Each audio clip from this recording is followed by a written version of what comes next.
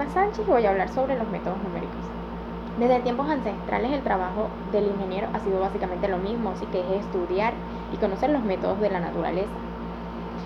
Todo esto para cambiarlos al servicio del hombre.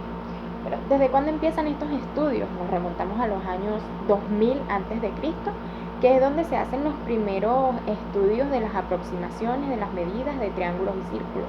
En el año 1650, Papiro de Rhein hace un estudio para calcular las raíces de ecuaciones sencillas sin usar el álgebra.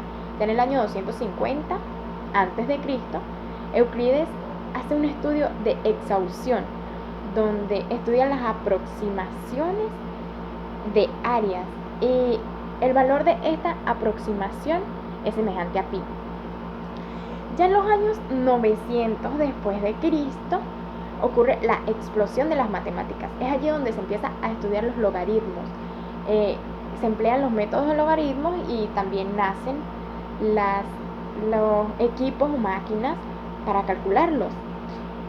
Esas máquinas la primera máquina fue creada por John Napier en 1917. En el 1623 fue creada una máquina para estudios astronómicos. Esta máquina fue creada por Kepler.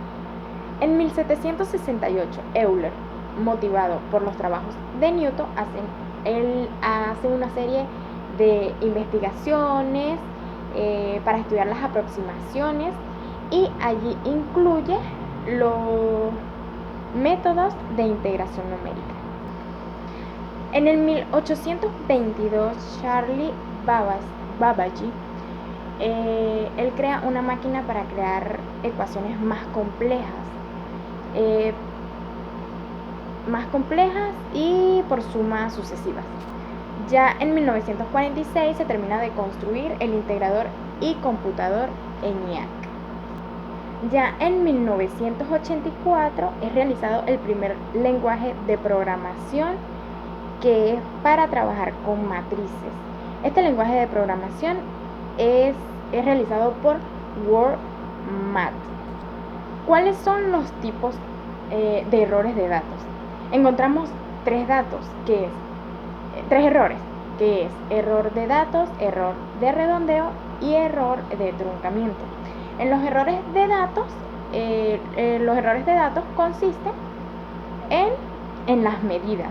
Errores de redondeo son por los dígitos, de acuerdo a la cantidad de dígitos que tenga, no puedan ser tomados en cuenta todos.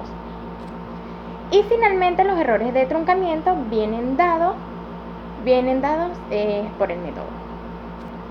En cuanto al método explícito e implícito, pues es utilizado para obtener las aproximaciones numéricas y las soluciones de ecuaciones.